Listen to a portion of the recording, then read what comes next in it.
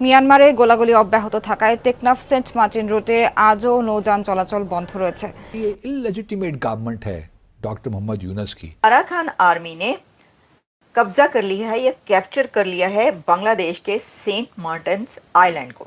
लेकिन भारत, मेरा अपना ख्याल ये है कि शेख हसीना को एक्स्ट्राडाइट नहीं करेगा। अगर मैं कहीं भी और ना देखूं कि भाई कहां पर क्या हो रहा है, तो मैं पहले ये बता चुकी हूँ कि बांग्लादेश की सिचुएशन मुझे ऐसा लगता है कि ये टुकड़े टुकड़े ना हो जाए। ऊपर से वो कह रहे हैं जी 4 साल लगेंगे अभी तो निज़ाम को ठीक करने में, अभी तो 4 साल बाद इलेक्शन हो सकते हैं, हम तो सेटअप ठीक कर रहे हैं।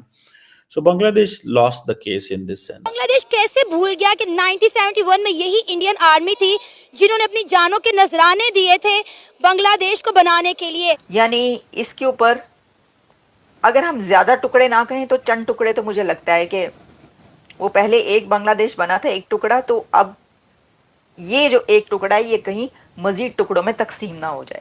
इंडिया के पास चॉइसेस तो बहुत है। वो कहते हैं जी हम आपको चावल बेचते हैं, हम आपको बिजली बेचते हैं, हम आपको कॉटन बेचते हैं, हम आपको ये बेचते हैं, आपकी एक्सपोर्ट नहीं होगी, ये नहीं होगा, वो नहीं होगा।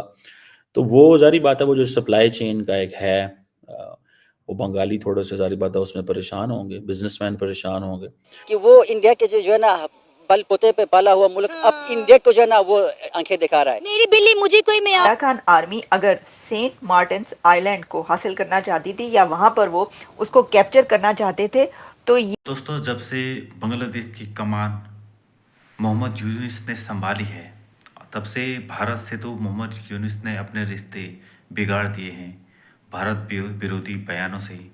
ऐसे में दोस्तों, जहां मोहम्मद यूनुस की सरकार अपने अंदरूनी जो हालात हैं बांग्लादेश के उनको संभालने में अभी तक नाकाम रही है, वहीं दोस्तों बाहरी जो चीज़ें हैं, अराकान आर्मी जो म्यांमार की सेना है, पहले उन्होंने 271 किलोमीटर जगहों पे कब्जा किया बांग्लादेश के। अब एक आइलैंड है बांग्लादेश का, उस पर भी इस बांग्लादेश मीडिया के हवाले से कि उस पर भी अराकान आर्मी का कब्जा हो चुका है। धीरे धीरे अराकान आर्मी बांग्लादेश के कई हिस्सों पे कब्जा कर रही है और जो मोहम्मद यूनुस है उसकी सेना इस लायक है नहीं कि वो इनसे लड़ पाए, क्योंकि अभी भीतर ही वो संभाल नहीं पा रहे तो बाहर क्या लड़ोगे।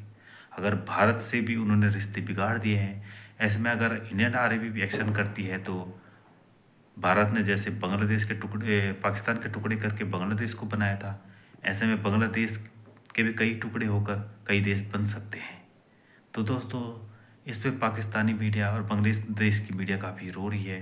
चलो देखते हैं वीडियो के माध्यम से क्या कह रही है पाकिस्तान की मीडिया। ऑफ बांग्लादेश को कैप्चर कर लिया है अराकान आर्मी ने, ये खबर इस वक्त चल रही है क्योंकि इंडियन मीडिया ये कह रहा है कि अराकान आर्मी ने कब्जा कर लिया है या कैप्चर कर लिया है बांग्लादेश के सेंट मार्टिन्स आइलैंड को।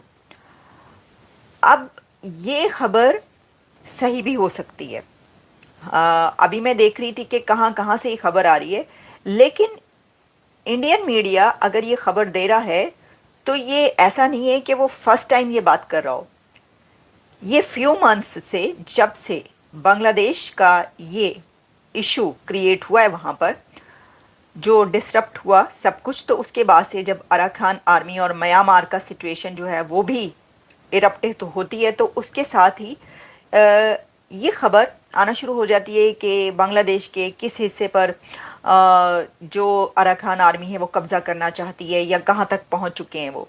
अच्छा, मैं आपको, जब मैंने इसके ऊपर सर्च किया तो काफ़ी दिनों से ये खबरें चल रही हैं कि ऐसा हो सकता है। इसकी वजह यह है कि मैं देख रही थी कि लिखा गया कि Myanmar conspires to invade Bangladesh Saint Martin's Island, और वो रोहिंग्यास को रिक्रूट उन्होंने किया है फॉर मिलिट्री, ये चल रहा था। अच्छा, फिर उन्होंने कहा कि म्यांमार में ये साइन नज़र आ रहे हैं कि उसका एम्बिशन ये है कि वो इन्वेड करे Saint Martin's Island in Bangladesh. और जितने भी दिन जब ये लिखा गया, जो कि मैं आपको बता रही हूँ कि ये अभी कुछ फ्यू मंथ्स बैक की बात है, तो म्यांमार जो है वो उसने कंटिन्यू रखा, जो ट्रॉलर्स हैं वहाँ पर वो और other vessels services on the Teknaf and Saint Martin's sea lanes, यानी वहाँ पर उनकी ये वाली जो प्रैक्टिसेस थी और जो कार्रवाइयाँ थी अराकान की, वो जारी थी।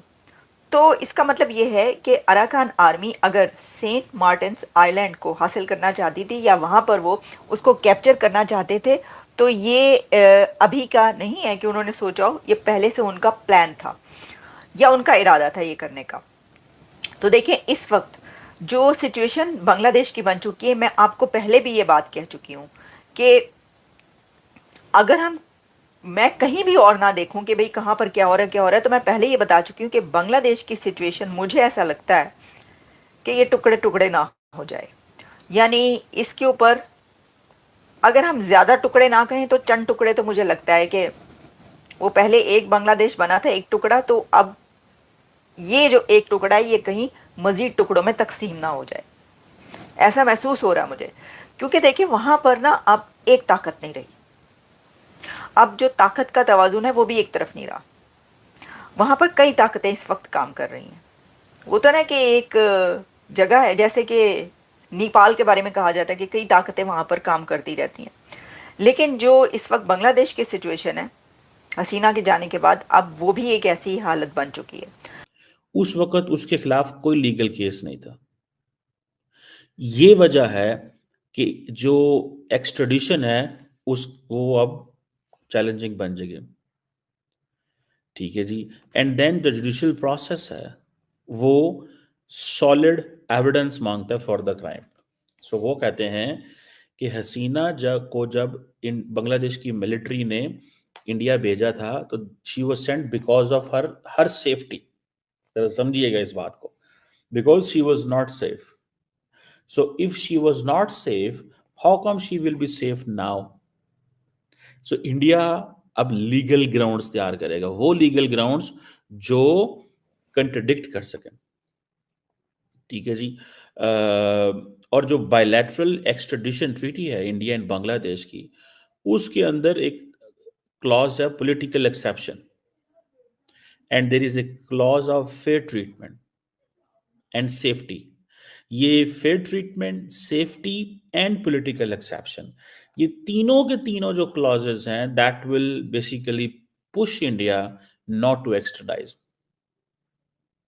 सो इंडिया बेसिकली चाहेगा ये कि बांग्लादेश अपना एटीट्यूड बदले, बांग्लादेश अपना एटीट्यूड बदले टूवर्ड्स इंडियन गवर्नमेंट, तो फिर हम भेजेंगे। और हमें ये अश्योरेंस दे, हमें ये अश्योरेंस दे, ठीक है जी, कि वो इसके साथ कुछ ज्यादती नहीं करेंगे। This is what they want, this is what they are demanding. अब जो बांग्लादेश के, अब ऊपर से वो कह रहे हैं जी 4 साल लगेंगे अभी तो निज़ाम को ठीक करने में, अभी तो 4 साल बाद इलेक्शन हो सकते हैं, हम तो सेटअप ठीक कर रहे हैं। So Bangladesh lost the case in this sense. मेरी पाकिस्तान को बड़ी खुशी हो रही होगी, लेकिन मैं आपको एक चीज बड़ी गारंटी से बता सकता हूँ, जितनी भी खुशी हो रही है ना पाकिस्तान